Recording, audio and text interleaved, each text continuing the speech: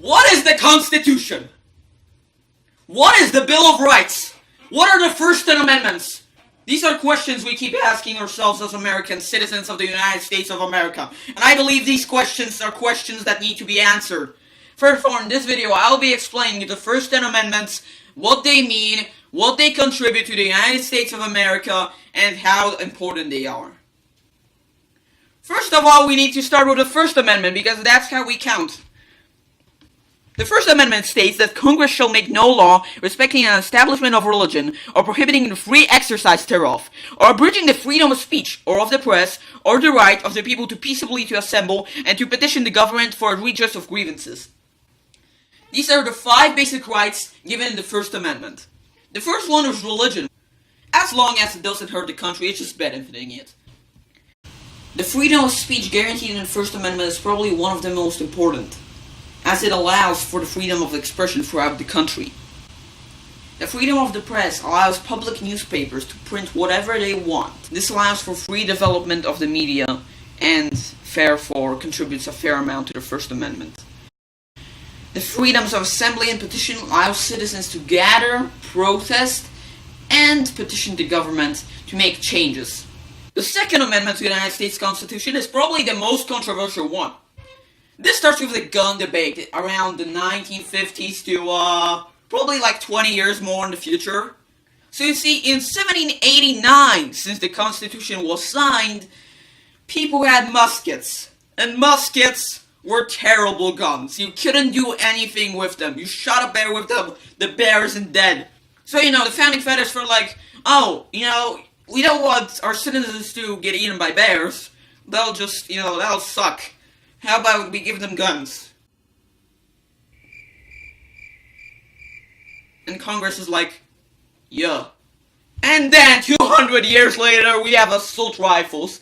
And they argue, and they argue, and they argue, and they argue, and more gun laws, and every state has different gun laws now, and everyone's confused, and no one knows what the heck is happening, and there's an argument every single day of the week. But the Second Amendment to the United States Constitution states that a well-regulated militia, aka the people, being necessary to the security of a free state, aka the United States, the right of the people to keep and bear arms, these are not actual bear arms, these are just weapons, shall not be infringed.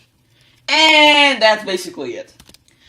The Third Amendment to the United States Constitution is probably the most specific.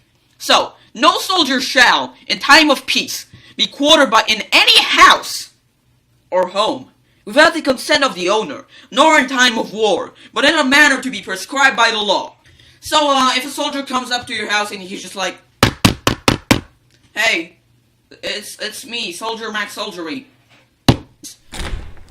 Hi, what do you want? Oh, it's me, your old buddy. What do you want? Can I come into your house? What, no? Please, dude, I really need a home.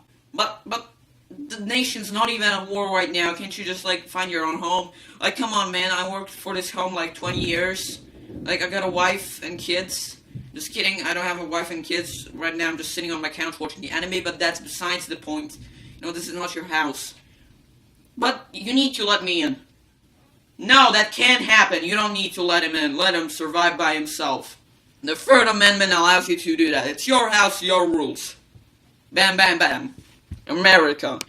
The Fourth Amendment to the United States Constitution is part of the Bill of Rights that prohibits unreasonable searches and seizures. Now, these are not real seized house.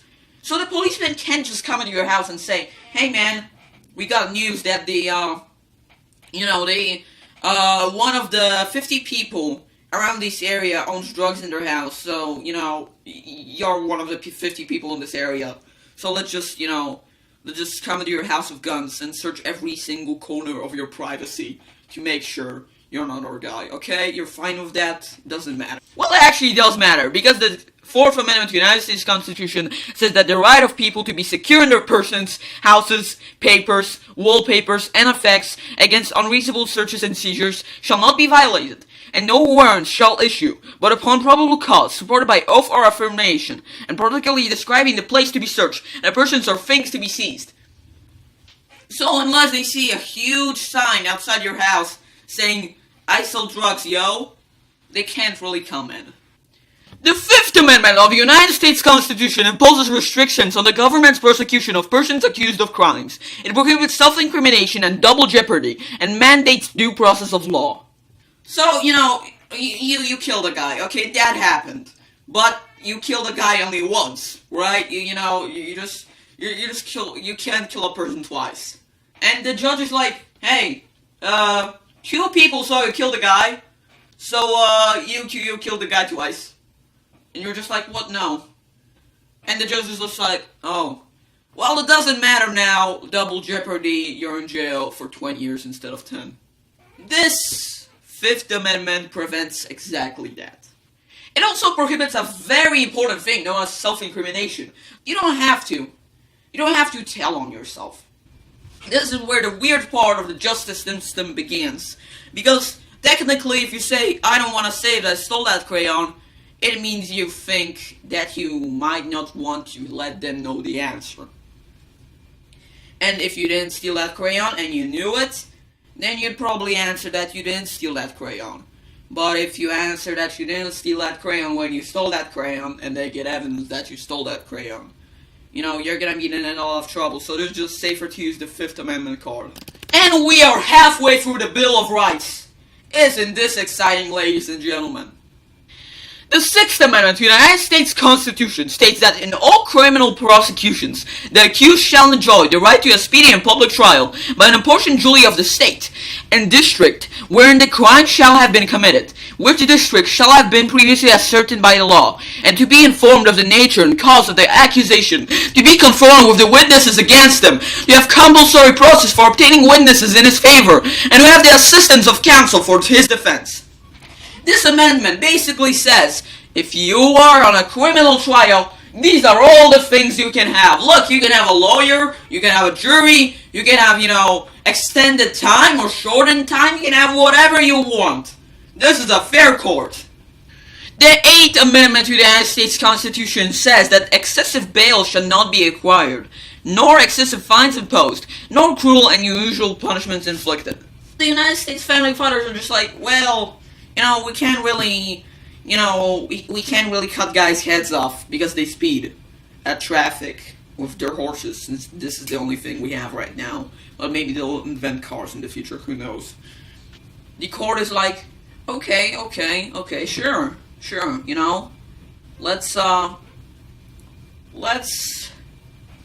let's make it so nothing too big can happen. And nothing too big did happen.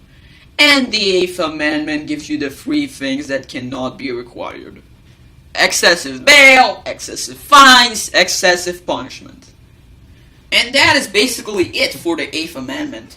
On to the ninth, or the one below the final one. And it states, the enumeration in the Constitution of certain rights shall not be constructed to deny or disparage others retained by the people. Now, compared to the Third Amendment, this is extremely broad. In fact, this was not used for a while, because of how broad it is. The thing that we can deduct from this amendment is that you have the right to privacy. Any other right that you think that you would have, for example, to live, you probably do have that right. Well, ladies and gentlemen, can't you believe it? We just made it through the 90% of the Bill of Rights in just a couple minutes. And now it is time for the grand finale.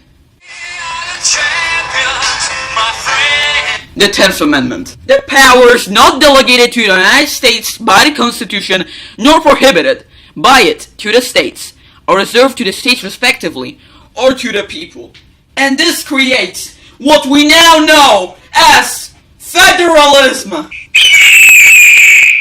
And that wraps up the Constitution of the United States. Nope, not really. It just wraps up the Bill of Rights.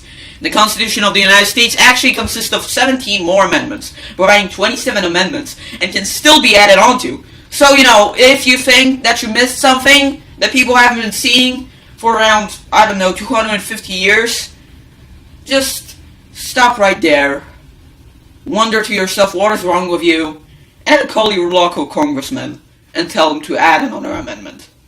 This was Jacob, presenting for my civics class. I hope you enjoyed this video as much as I did. And I hope you sincerely learned something from it, since there are lots of interesting things about the Constitution and the Bill of Rights. Anyway, that wraps it up. Thank you so much for watching, and Mr. Daly, please don't give me an F.